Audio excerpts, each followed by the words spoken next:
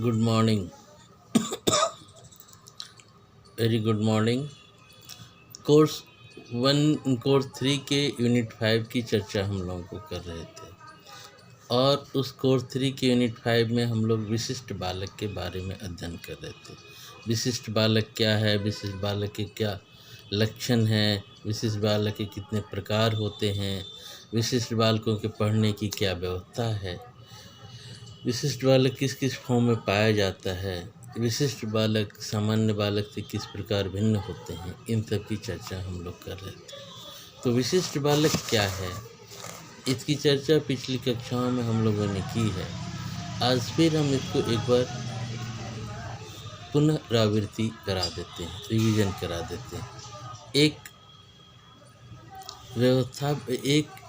अध्यापक की सफलता इस बात पर निर्भर करती है कि वह अपने विद्यार्थियों को कितना एक अध्यापक की सफलता इस बात पर निर्भर करती है कि वह अपने विद्यार्थियों को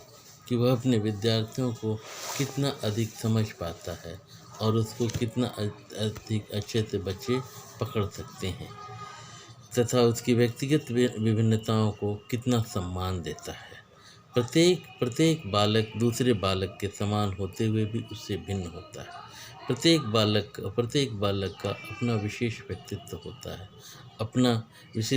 होता है। कुछ बुद्धिमान होते हैं, कुछ साधारण बुद्धि के होते हैं, कुछ मंद बुद्धि के हो सकते हैं, कुछ शारीरिक रूप से कम स्वस्थ होते हैं, कुछ शारीरिक रूप से कम सुंदर भी हो सकते हैं, कम स्वस्थ भी हो सकते हैं, कम सुंदर भी हो सकते हैं, जबकि कुछ अपंग भी हो सकते हैं, कुछ कुरूप भी हो सकते हैं।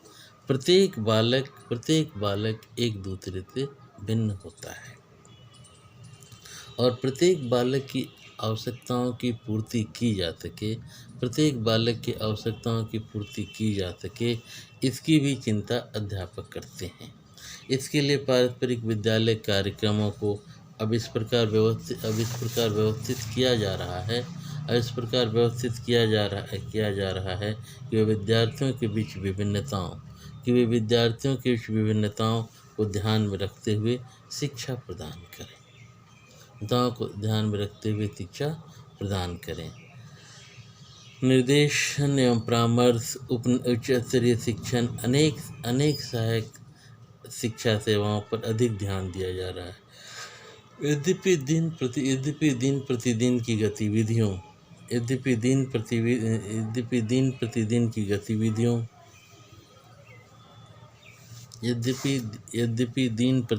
गतिविधियों पर भी ध्यान देना आवश्यक है कि बालकों में किस प्रकार से वो अपनी दिनचर्या का निर्वहन करते हैं। यद्यपि दिन प्रतिदिन की शैक्षिक गतिविधियों में कक्षा के अधिकांश बच्चे लाभान्वित होते हैं, परंतु फिर भी कुछ विद्यार्थी ऐसे शेष रह जाते हैं जो सामान्य से इतना भिन्न होते हैं कि सामान्य शैक्षिक क्रियाओं में लाभान्वित नहीं हो पाते हैं। ऐसे बालकों के लिए विशेष शिक्षा की आवश्यकता होती है। ये बालक विशिष्ट बालक कहलाते हैं। इन बालकों को अपवादी बालक या असाधारण बालक कहा जाता है। एक्सेप्शनल चाइल्ड, अपवादी बालक या असाधारण बालक एक्सेप्शनल चाइल्ड कहा जाता है। विशिष्ट बालक का क्या अर्थ होता है? विशिष्ट का अर्थ हुआ एकदम से विशिष्ट का अर्थ हुआ डिफरेंट। विशिष्ट शब्द का प्रयोग कई अर्थों में किया जाता है। विद्यालय के हर समाज से, हर वर्ग से तथा भिन्न भिन्न परिवारों से, विद्यालय में हर समाज से, हर धर्म से, हर वर्ग से भिन्न भिन्न परिवारों के बच्चे आते हैं और वे सभी विभिन्न होते हुए भी सामान्य कहलाते हैं। परंतु कुछ बालक ऐसे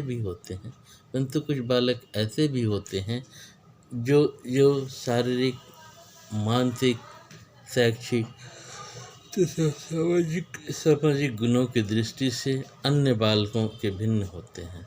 विभिन्न मनोवैज्ञानिकों ने विभिन्न आधारों पर विशिष्ट बालकों अथवा विशिष्टता को स्पष्ट करने का प्रयास किया है, परंतु सभी इस बात पर सहमत हैं कि विशिष्ट बालक अथवा विशिष्टता को स्पष्ट करने का किया है।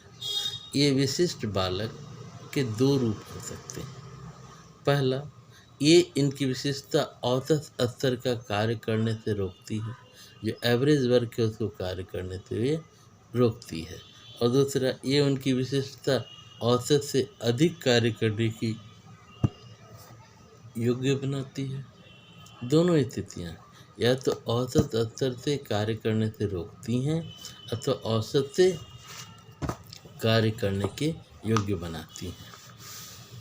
विशिष्ट बालक सामान्य बालकों से बहुत अधिक भिन्न होता है। विशिष्ट बालक सामान्य बालक से बहुत अधिक भिन्न होता है। यह भिन्नता शारीरिक, बौद्धिक, संवेगात्मक अथवा सामाजिक इत्यादि किसी भी तौर से हो सकती है। यह भिन्नता इतनी अधिक होती है कि वे विद्यालय की दिन प्रतिदिन की गतिविधियों से इन्हें कोई लाभ नहीं होता है। इन्हें विशेष ध्यान की आवश्यकता होती है। इसमें एक टर्म आता है मात्रात्मक और गुणात्मक।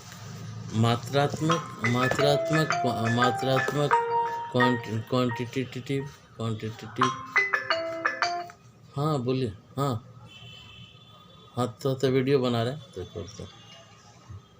हाँ, मात्रात्मक रूप में मात्रात्मक गुणों या लक्षणों की संख्या कम या अधिक हो सकती है, अथवा किसी गुण विशेष की मात्रा इतनी अधिक होती है कि दूसरों का ध्यान आसानी से अपनी ओर आकर्षित कर लेती है।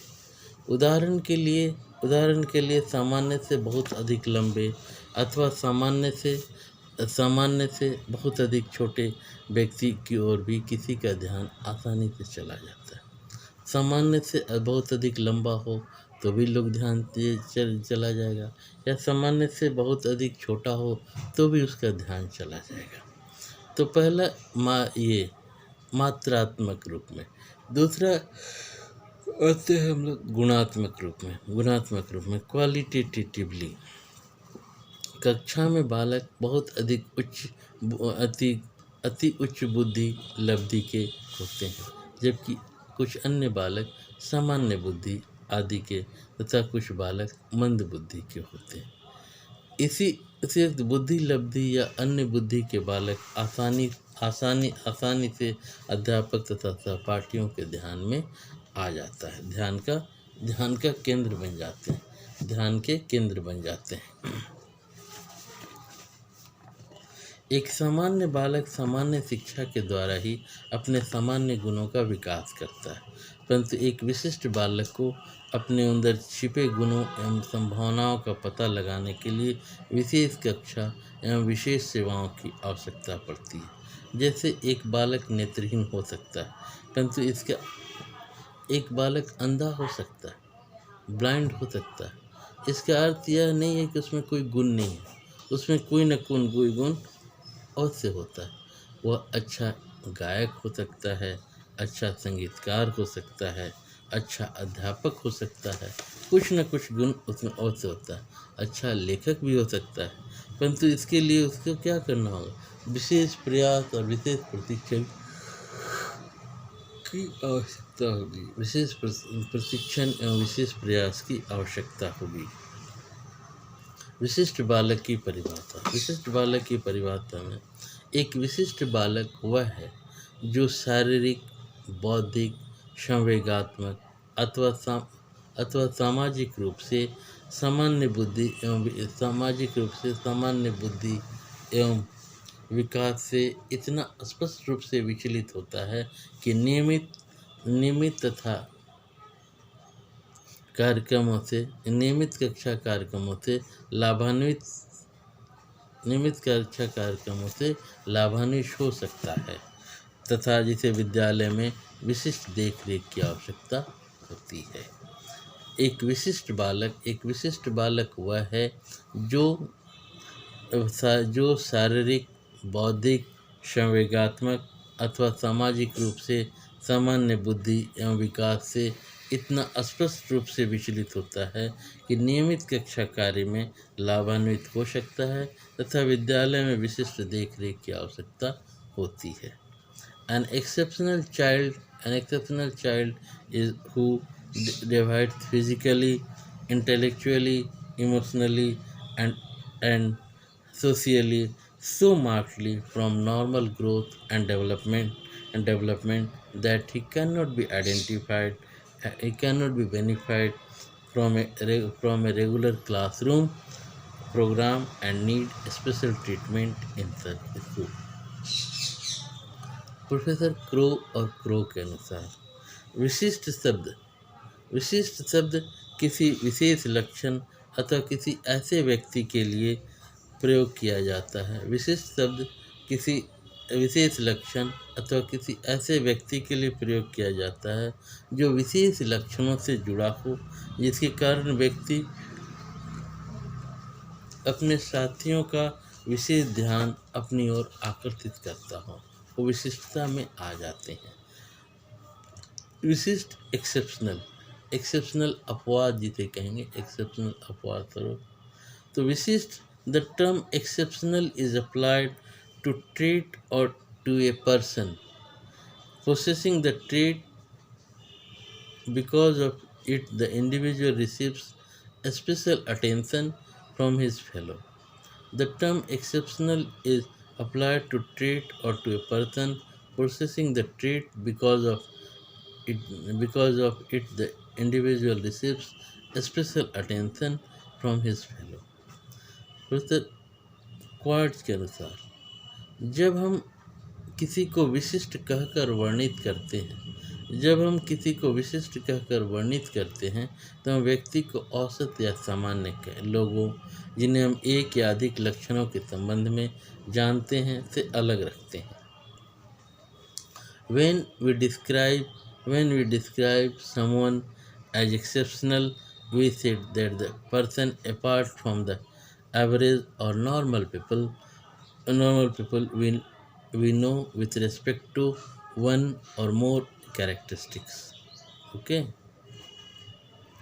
विशिष्ट बालक वे हैं जिन्हें यदि अपने संपूर्ण मानवीय संभावनाओं का अनुभव करना है तो विशेष शिक्षा तथा संबंधित विशेष सेवाओं की आवश्यकता होती है।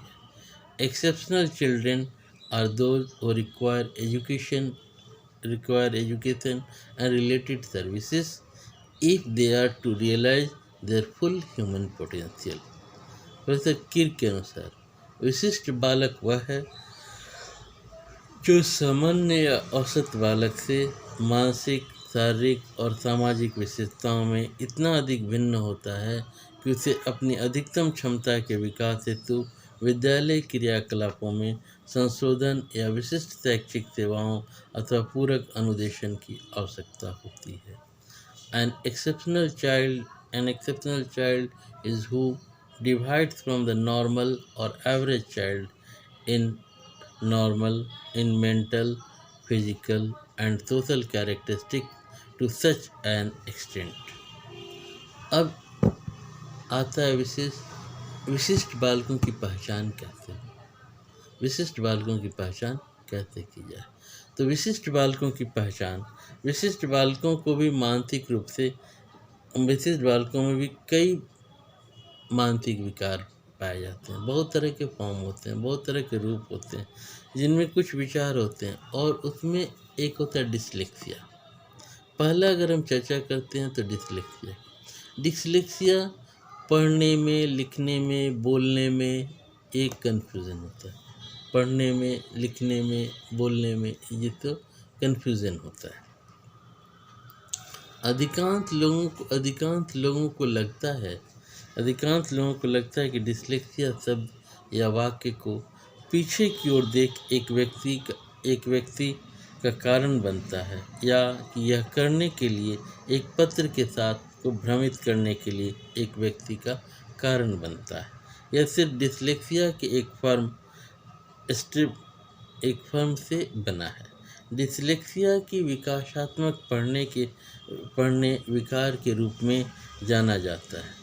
एक व्यक्ति को या तो मौखिक या लिखित भाषा और कभी-कभी दोनों को समझने की क्षमता को प्रभावित करता है। दूसरे शब्दों में यह एक सामान्य सीखने की भाषा से संबंधित विकार है। कार्यों और गतिविधियों हम में से कई के लिए एक किराने की सूची, लेखन, अखबार पढ़ने या टेप पर एक पुस्तक के रूप में सुनने के रूप में लेते हैं। डिसलेक्सिया के साथ किसी के लिए समस्याग्रस्त होता है। हाल के जो अध्ययन है, हाल के स्टडी से संकेत मिलता है कि जनसंख्या का 20% से 15% की तरह कुछ विकलांगता बढ़ने के इस प्रकार हैं और उन लोगों में से 85% के बारे में डिसलेक्सिया की एक फर्म है। हालांकि इन लोगों में मस्तिष्क में डिसलेक्सिया और डायस्लेक्सिया और डिसग्राफिया जैसे अन्य विकार पैदा हो सकते हैं। चिकित्सा अनुसंधान से रिसर्च से ये पता चलता है कि ज़्यादातर लोगों के लिए इन खराबी के परिणाम मस्तिष्क के भीतर एक बीमारी नहीं है। ब्रेन इमेजिंग अध्ययनों से पता चला है कि डिसलेक्सिया के दिमाग को विकसित करने और जो डायस्लेक्सिक नहीं हैं उन लोगों की तुलना में अलग तरह से कार्य किए जाते हैं। इसके अलावा डिसलेक्सिया विरासत में पाया जा सकता है। कई मामलों में यह पता चलता है कि डायस्लेक्सिक बच्चे के माता पिता दोनों में से एक इस विकार से अच्छी तरह से पीड़ित होता है। डिसलेक्सिया के लक्षण, सिम्टम ऑफ डायस्लेक्सिया। डिसलेक्सिया लोगों की एक विस्तृत श्रृंखला को प्रभावित करता है। यह कई मायनों में ही एक व्यक्ति से दूसरे व्यक्ति को प्रकट कर सकते हैं। छोटे बच्चों में देखने के लिए कुछ सामान्य संकेत मिल सकते हैं। शब्दों के उच्चारण में कठिनाई हो सकती है। दूसरे, पत्र और ध्वनियों के बीच संबंध बनाने में सक्षम नहीं हो सकता। वर्णमाला, संख्या या सप्ताह के दिनों के रूप में अन्य महत्वपूर्ण अनुक्रमिक सूचियों सीखने में कठिनाई होती है। समय बताने में कठिनाई हो सकती है। पुराने मिडिल स्कूल आयु वर्ग के बच्चे निम्नलिखित लक्षणों में से कुछ प्रदर्शन कर सकते हैं। वर्तनी के साथ कठिनाई होती है। अक्सर कई अलग अलग तरीकों में एक ही शब्द की मिस स्पेलिंग करते हैं। ये सब डिसलेक्सिया के लक्षण हैं। संख्या और पत्र दृश्यों या टकसाना गणित प्रतीकों को रिवर्स कर सकता है। पढ़ना नापसंद करते हैं या जोर से पढ़ने से बचने की कोशिश कर सकते हैं।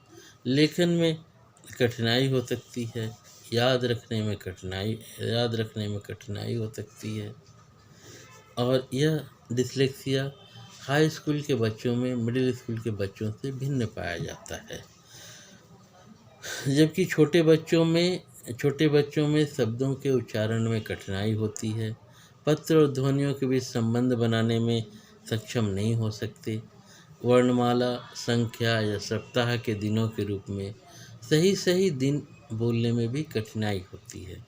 समय बताने में कठिनाई हो सकती है।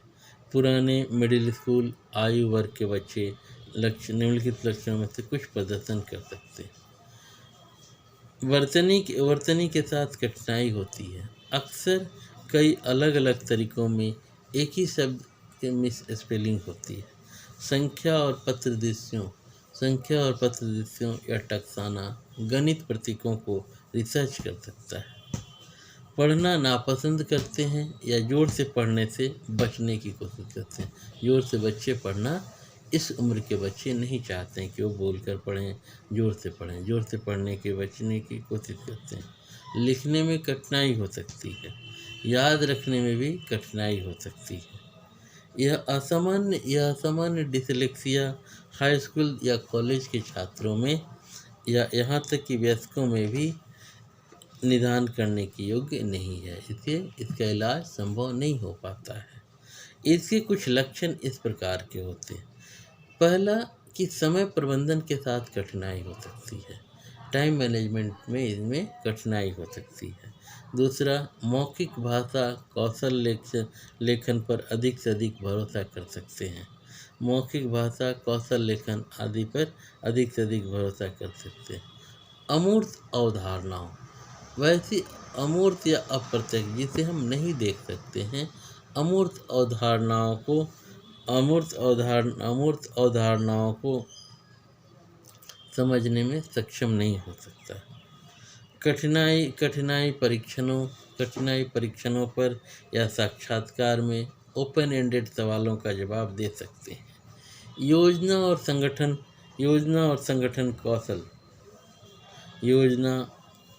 संगठन कौशल के साथ परेशानी हो सकती है। सारांश या विचारों रूपरेखा में कठिनाई हो सकती है। व्यक्तियों या अन्य संभावित लक्षण के एक नंबर के किसी भी लक्षण दिखा सकते हैं, सिर्फ इसलिए क्योंकि इनमें से कुछ लक्षण दर्शाती है, लेकिन मतलब ये नहीं है कि ये डिसलेक्सिया से पीड़ित है। ऐसा भी हो सकता है कि वो डिसलेक्सिया से पीड़ित नहीं हो। एक व्यक्ति का से पहले परीक्षण की एक श्रृंखला से गुजरना उचित निदान हो सकता है। एक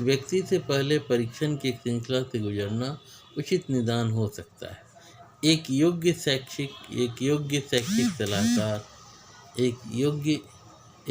शैक्षिक सलाहकार, चिकित्सक या अन्य विशेषज्ञ परीक्षण है। वर्तनी, गणित, ड्राइंग, अनुक्रमण, दृश्य तीक्ष्णता, स्कैनिंग करने की क्षमता और समग्र खुफिया का आकलन। गूंगा एक आम भावना है कि डिसलेक्सिया रिपोर्ट के अनुसार कई बच्चों में यह नोट करना महत्वपूर्ण है कि जो लोग काफ़ी बुद्धिमान हैं उन्हें डिसलेक्सिया हो सकता है। गूंगा एक आम बीमारी है कि डिसलेक्सिया रिपोर्ट के अनुसार कई बच्चों में यह नोट करना महत्वपूर्ण है कि जो लोग काफ़ी बुद्धिमान हैं उन्हें डिसलेक्सिया हो सकता है। वास्तव में कई लोग हैं जो डिसलेक्सिया के क्षेत्रों में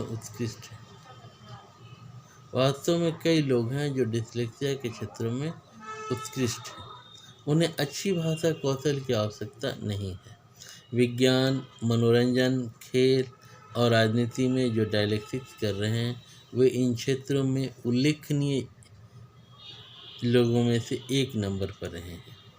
डिसलेक्सिया बताए तो बोलने में या लिखने में या ऐसा समझने में जो एक प्रकार की बीमारी है, सही जानकारी सही बोल नहीं पाते हैं, सही उच्चारण नहीं कर पाते हैं, वर्तनी का उच्चारण सही ढंग से नहीं हो पाता है।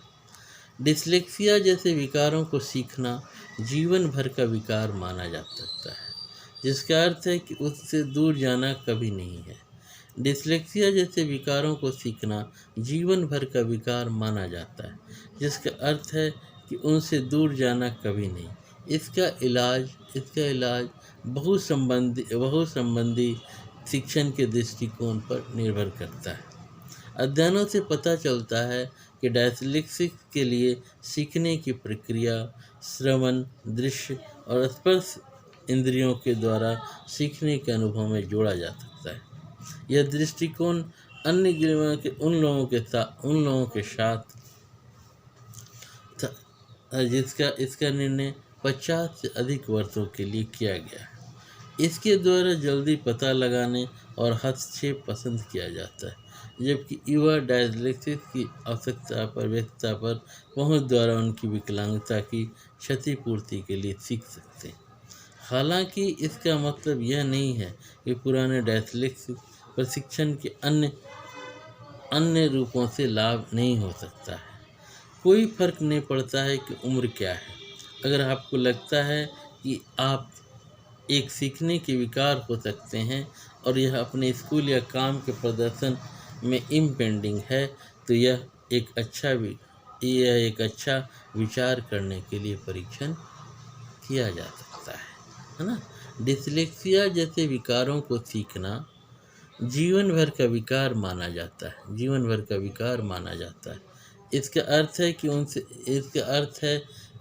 कि उनसे दूर जाना कभी नहीं। इसका इलाज बहुत संबंधी शिक्षण के दृष्टिकोण पर निर्भर करता है। अध्ययनों से पता चलता है कि डिसलेक्सिया के लिए सीखने की प्रक्रिया श्रवण, दृश्य और स्पर्श इंद्रियों के द्वारा सीखने के अनुभव से जोड़ा जा सकता है। यह दृष्टिकोण अन्य के उन लोगों के साथ विकसित की गई है। इसका निर्माण 50 से अधिक वर्षों के लिए किया गया है। इसके द्वारा जल्दी पता लगाने और हस्तक्षेप पसंद किया जाता है, जबकि युवा डिसलेक्सिया की व्यस्तता पर पहुंच द्वारा उनकी विकलांगता की क्षतिपूर्ति के लिए सीख सकते हैं। हालांकि इसका यह मतलब नहीं है कि पुराने डिसलेक्सिया प्रशिक्षण के अन्य रूपों से लाभ नहीं हो सकता है। कोई फर्क नहीं पड़ता कि उम्र क्या है। अगर आपको लगता है कि आप एक सीखने के विकार हो सकते हैं, विकार हो सकता है और वह अपने स्कूल या काम के प्रदर्शन से इम्पेडिंग है, तो यह एक अच्छा विचार करने के लिए परीक्षण किया जा सकता है। अब पहला था डिसलेक्सिया। दूसरी चर्चा करते हैं ऑटिज्म, जिसकी बीमारी में आप लोग देखे होंगे। ऑटिज्म जो स्वलीनता, जो अपने आप में ही लीन रहते हैं, वो दूसरों से आई कांटेक्ट नहीं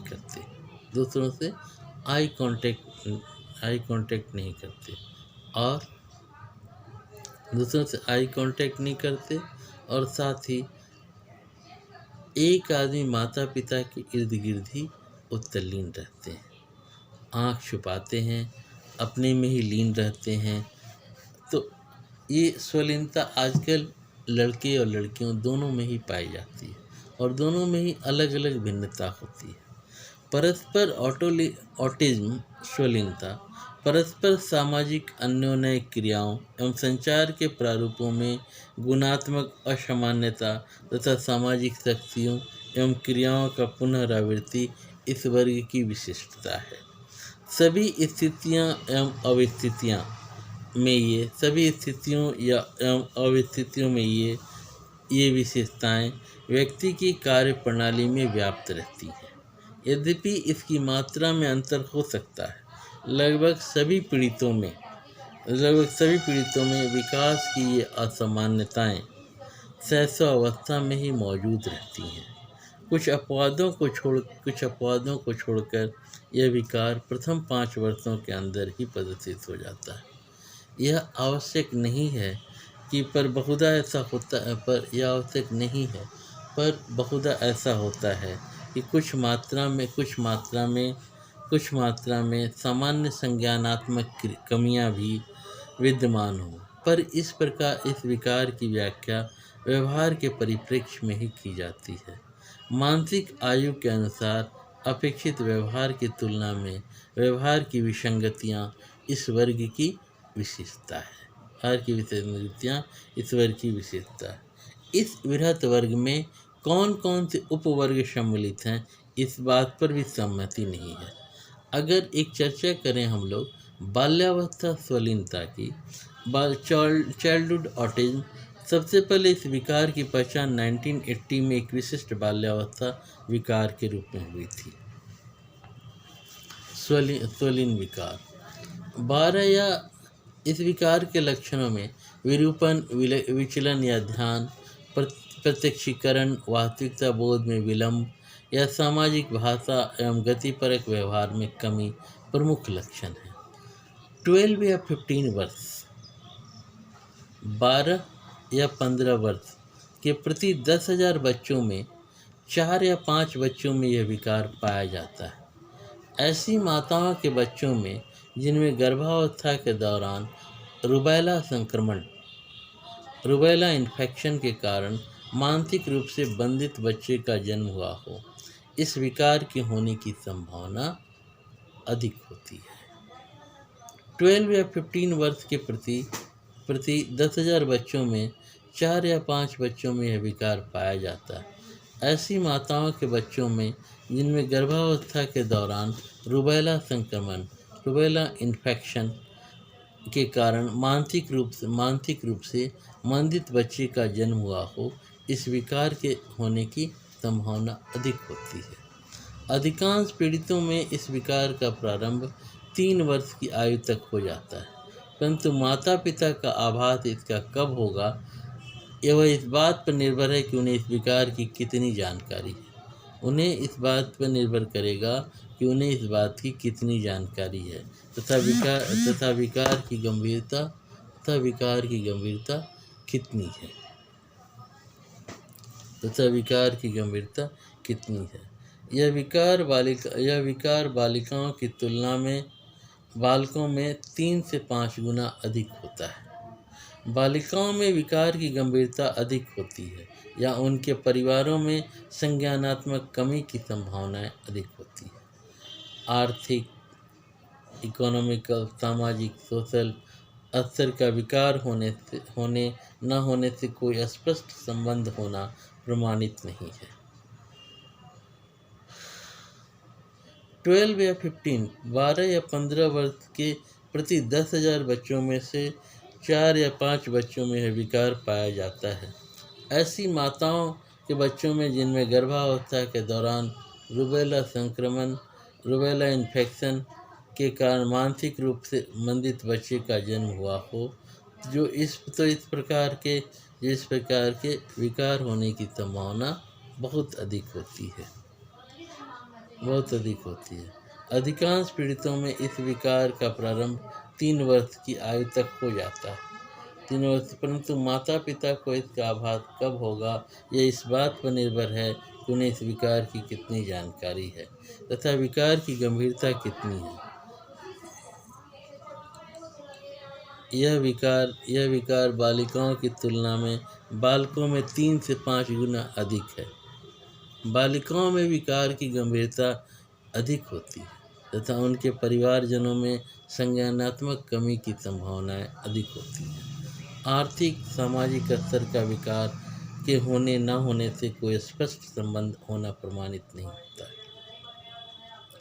स्वलीन विकार ऑटिज्म एक विकासात्मक व्यवहार संबंधी संलक्षण है जिसके अनेक कारण हो सकते हैं, जिन्हें मनोगत्यात्मकता एवं आंगिक परिकल्पनाओं के अंतर्गत रखा जा सकता है। वर्तमान में हुए अनुसंधान इंगित करते हैं कि स्वलीन विकार प्रायः महत्वपूर्ण जैविक विसंगतियों के कारण होता है। यह दीर्घकालीन चलने वाला होता है और इसका रोग फलानुमान अच्छा नहीं होता है। ऐसे रोगी जिनकी बुद्धि लब्धि 70 से ऊपर हो तथा जो 5 से 7 वर्ष के स्तर की बोलचाल और भाषा संचार कर लेते हों, उनका रोग फलानुमान सर्वोत्तम होता है। लगभग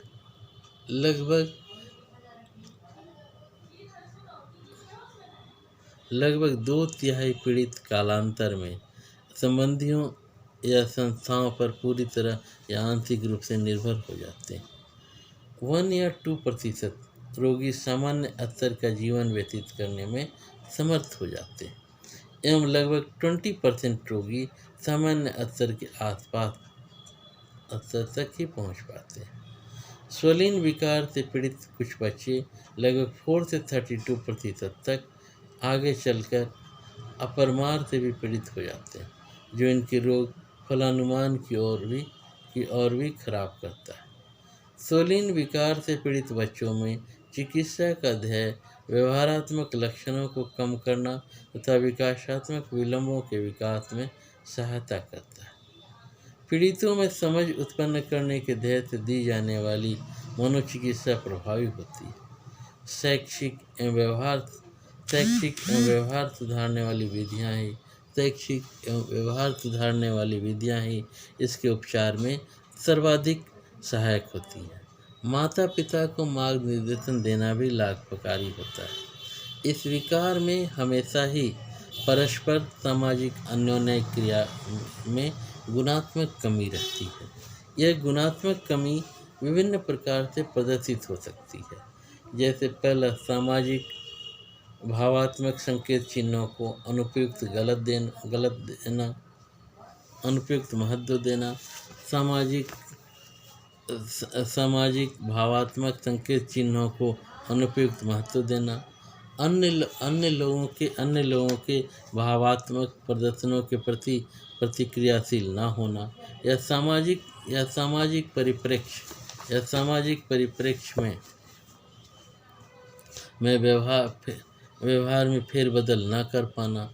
सामाजिक संकेत चिन्हों का अनुपयुक्त प्रयोग। सामाजिक भावात्मक और अव्यक्तिशील व्यवहार, कम्युनिकेटिव बिहेवियर का दुर्लभ समाकलन। सामाजिक भावात्मक पारस्परिकता में कमी। इस विकार की अभी विशेषता है कि इसमें व्यवहार, रुचियां एवं क्रियाकलापों संकुचित पुनरावृत्ति एवं रूढ़िवादी प्रकार होते हैं, जिसके कारण दैनिक कार्यकलापों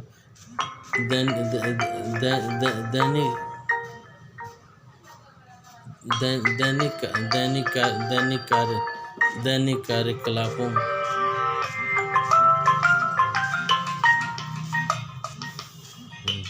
इस विकार में हमेशा ही परस्पर सामाजिक अन्योन्य क्रिया में गुणात्मक कमी रहती है। यह गुणात्मक कमी विभिन्न प्रकार से प्रदर्शित हो सकती है। जैसे सामाजिक भावात्मक संकेत चिन्हों को अनुपयुक्त महत्व देना, अन्य लोगों के भावात्मक प्रदर्शनों के प्रति प्रतिक्रियाशील नहीं होना, या सामाजिक परिप्रेक्ष्य में व्यवहार में फेरबदल नहीं कर पाना। सामाजिक संकेत चिन्हों का अनुपयुक्त प्रयोग।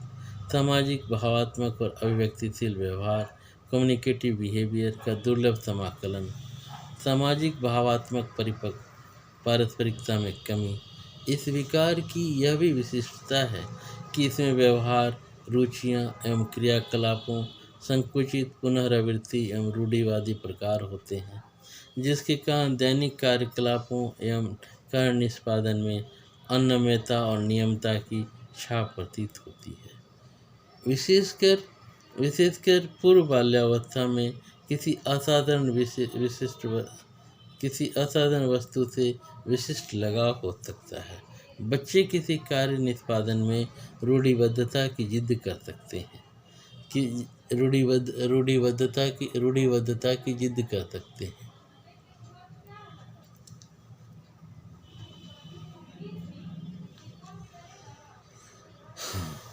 विशेषकर बच्चे किसी विषय जिद कर सकते हैं। किसी वस्तु विशेष की अक्रियात्मक सूत्रों जैसे उनकी खुशबू, स्पर्श, अनुभव आदि में विशेष रुचि ले सकते हैं। दिनचर्या या परिवेश में परिवर्तन का विरोध कर सकते हैं। इस उपवर्ग से पीड़ित बालकों में 3 क्षेत्र सामाजिक अंतःक्रिया, संचार और प्रतिबंधित पुनरावृत्ति व्यवहार में निष्पादन विसंगतियाँ इसके निदान के लिए आवश्यक है। उपयुक्त सभी विशेषताओं के अतिरिक्त इस विकार से पीड़ित बच्चों में पाई जाने वाली अन्य समस्याएं जैसे भय, भीति, सोने एवं खाने में गड़बड़ियाँ, गुस्सा और झुंझलाहट तथा तेजी हो सकती है। स्वयं पर चोट, सेल्फ इंजरी बहुधा मिलती है, खास तौर पर जब मानसिक मंदता जुड़ी हो। इस विकार से पीड़ित अधिकांश रोगियों में अपने खाली समय के प्रयोग में सहजता, पहल, सृजनात्मकता का अभाव होता है। किसी निर्णय पर पहुंचने के लिए विचार विनिमय में उन्हें कठिनाई होती है। बाल्यावस्था की ये कमियां किशोरावस्था एवं युवावस्था में भी प्राय बनी रहती हैं। प्रथम 3 वर्ष में विकासात्मक विसंगतियों का होना इस प्रकार के निदान का आवश्यक स्वरूप है। परंतु इस संलक्षण का निदान किसी भी आयु वर्ग में हो सकता है। बाल्यकालीन स्वलीनता से पीड़ित रोगियों में बुद्धि लब्धि कुछ भी हो सकती है, पर प्रायः 3/4 रोगियों में मानसिक मंदन पाया जाता है। अपरूपी स्वलीनता, एटिपिकल ऑटिज्म। अपरूपी स्वलीनता एक ऐसा व्यापक विकासात्मक विकार है जो बाल्यावस्था स्वलीनता के या तो विकार शुरू होने की आयु या उसके विसंगति क्षेत्र के तीनों नियमों को पूरा न कर सकने के कारण भिन्न होता है।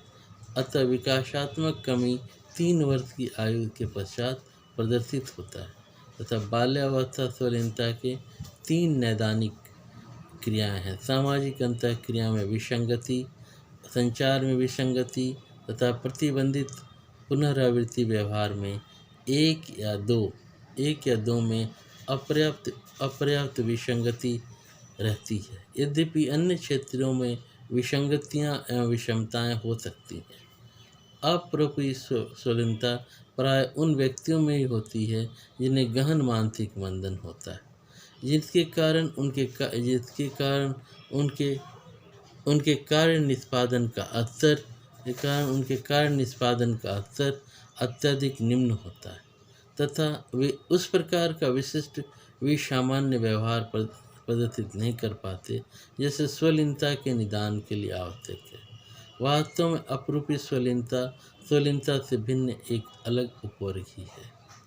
शीट संलक्षण, रेट सिंड्रोम। यह एक ऐसा विकार है जिसके कारण का पता नहीं जो सिर्फ लड़कियों में ही होता है तथा जो अपनी विशिष्ट शुरुआत, सतत गति एवं लक्षणों के आधार पर स्वलीनता विकारों से भिन्न होता है। इस विकार की शुरुआत 7 माह से 24 माह के बीच होती है, 7 मंथ से 24 मंथ के बीच होती है और विकार प्रारंभ होने से पूर्व का विकास सामान्य या लगभग सामान्य रहता है। उपार्जित हस्त परिवन्तताओं एवं भाषा का पूर्ण एवं आंशिक ह्रास होता है। हाथों के वर्धन में अवमंदन देखा जाता है। हाथों को मरोड़ने, ऐंठने जैसी पुनरावृत्ति क्रियाएं होती हैं तथा हाथों द्वारा उद्देश्यपूर्ण क्रिया करने में कमी आती है। पहले 2 या 3 वर्षों में सामाजिक एवं खेलकूद विकास अवरोधित रहता है, पर सामाजिक रुचियां बनी रहती हैं। गंभीर मानसिक अक्षमता प्राय हो जाती है। बाल्यावस्था के प्रारंभ या मध्य में बहुधा बेहोशी के दौरे पड़ने लगते हैं। इस विकार से पीड़ित बच्चे न तो ठीक से खाना ही चबा पाते हैं और न ही मलमूत्र पर नियंत्रण रख पाते हैं। जबान बाहरी निकली रहती है, जो जीभ है ये बाहर निकला रहता है, लार टपकती रहती है एवं सामाजिक अन्योन्य क्रिया करने में असमर्थ होते हैं। हम लोगों ने 2 तरह के ऑटिज्म की चर्चा की, 3 तरह के ऑटिज्म की चर्चा की। इसमें मुख्य रूप से 2 तरह की अपरूपी स्वलीनता और रेट संलक्षण। अपरूपी संलक्षण स्वलीनता एटिपिकल ऑटिज्म। अपरूपी स्वलीनता एक ऐसा व्यापक विकासात्मक विकार है जो बाल्यावस्था स्वलीनता के या तो विकार शुरू होने की आयु या उनके विसंगति क्षेत्र के तीनों निकषों को पूरा करने के कारण भिन्न होता है। अतः विकासात्मक कमी 3 वर्ष की आयु के पश्चात शुरू होती है तथा बाल्यावस्था स्वलीनता के 3 निष्कर्षों सामाजिक अंतःक्रिया में विसंगति, संचार में विसंगति तथा प्रतिबंधित पुनरावृत्ति व्यवहार में 1 या 2 में पर्याप्त विसंगति रहती है। अभी इन क्षेत्रों में विसंगतियां एवं विषमताएं हो सकती हैं। अपरूपी स्वलीनता प्राय उन व्यक्तियों में ही होती है जिन्हें गहन मानसिक मंदन होता है, जिसके कारण उनके कार्य निष्पादन का स्तर अत्यधिक निम्न होता है। तथा वे उस प्रकार का विशिष्ट विसामान्य व्यवहार प्रदर्शित नहीं कर पाते जैसा स्वलीनता के निदान के लिए आवश्यक है। वस्तुतः अपरूपी स्वलीनता स्वलीनता से भिन्न एक अलग उपवर्ग ही है। रेट संलक्षण। रेट संलक्षण यह एक ऐसा विकार है जिसके कारण का पता नहीं जो सिर्फ लड़कियों में ही होता है तथा जो अपनी विशिष्ट शुरुआत, सतत गति एवं लक्षणों के आधार पर स्वलीनता विकारों से भिन्न होती है। इस विकार की शुरुआत 7 मंथ से 24 मंथ के बीच होती है। विकार शुरू होने से पहले का विकास सामान्य या लगभग सामान्य रहता है। उपार्जित हस्त प्रवीणताओं एवं भाषा का पूर्ण एवं आंशिक ह्रास होता है। हाथों के वर्धन में अवमंदन देखा जाता है। हाथों को मरोड़ने, ऐंठने जैसी पुनरावृत्ति क्रियाएं होती हैं तथा हाथों द्वारा उद्देश्यपूर्ण क्रिया करने में कमी आती है। पहले 2 या 3 वर्षों में सामाजिक एवं खेलकूद विकास अवरोधित रहता है, पर सामाजिक रुचियां बनी रहती हैं। गंभीर मानसिक अक्षमता प्राय हो जाती है। बाल्यावस्था के प्रारंभ या मध्य में बहुधा बेहोशी के दौरे पड़ने लगते हैं, जिसे अपस्मार भी कहते हैं। इस विकार से पीड़ित बच्चे न तो खाना ठीक से चबा ही पाते हैं और न ही मलमूत्र पर नियंत्रण रख पाते हैं। जबान बाहर निकली रहती है, लार टपकती रहती है एवं सामाजिक अन्योन्य क्रिया करने में असमर्थ होते हैं। इसके पश्चात बाल्यावस्था के अन्य विघटनात्मक विकार। बाल्यावस्था के अन्य अदर चाइल्डहुड डिसइंटीग्रेटिव डिसऑर्डर। रेट संलक्षण से भिन्न इन व्यापक विकासात्मक विकार में रोग प्रारंभ होने की आयु लगभग 2 वर्ष से पूर्व विकास एकदम सामान्य रहता है तथा रोग प्रारंभ होने के कुछ माह के भीतर पूर्व में उपार्जित प्रवीणताओं में निश्चित कमी होती है, निश्चित ह्रास होता है तथा जिसके कारण सामाजिक संचारात्मक एवं व्यवहारात्मक कार्य निष्पादनों में विसंगतियां प्रतिलक्षित होने लगती हैं। प्राय रोग प्रारंभ होने से पहले ही बालक में प्रारंभिक लक्षण जैसे गुस्सा, चिंता एवं सक्रियता प्रदर्शित होते हैं। इसके पश्चात बालक में कमजोरी भी आती है।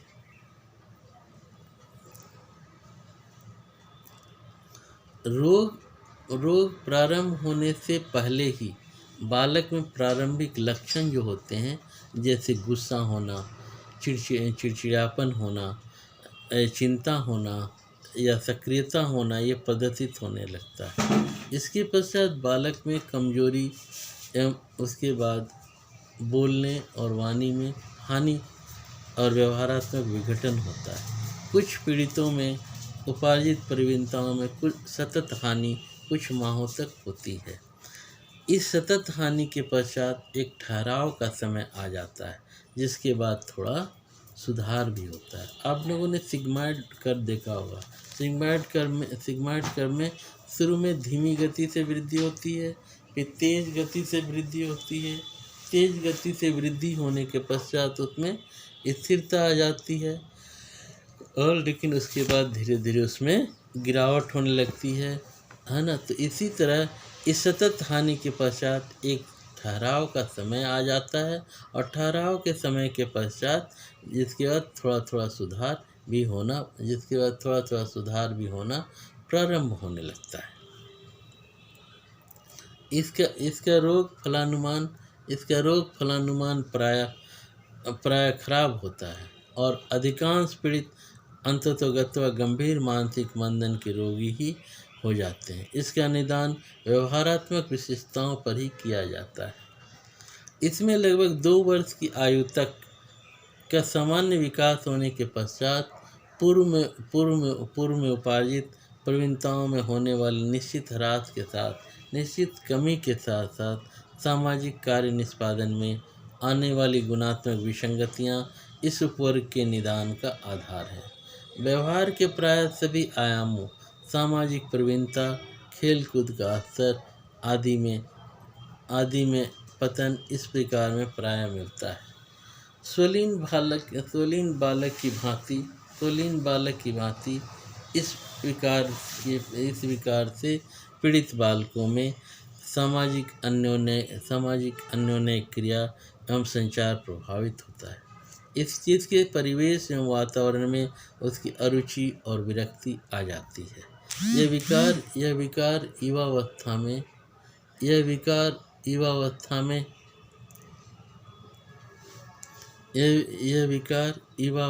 में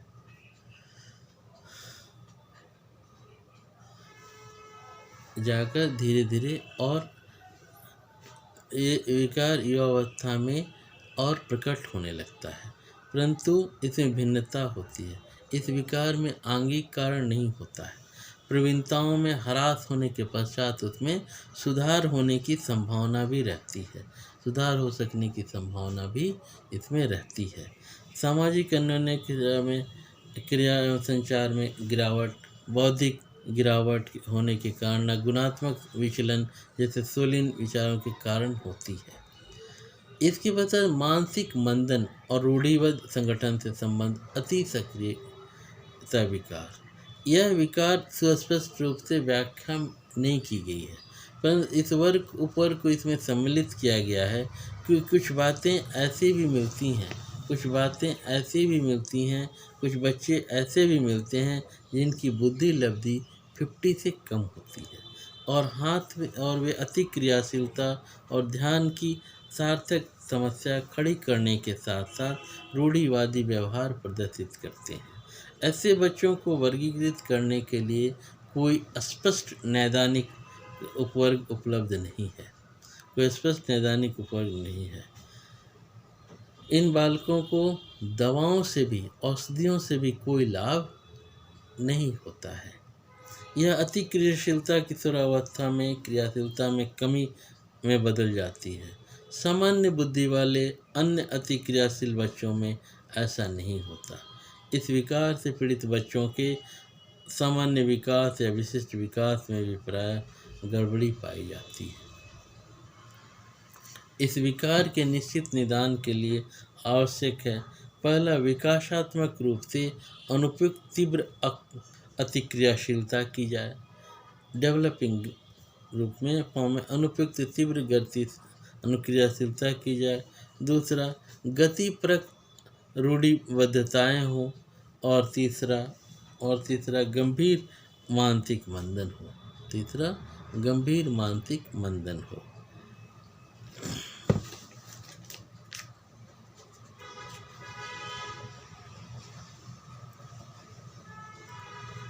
इस विकार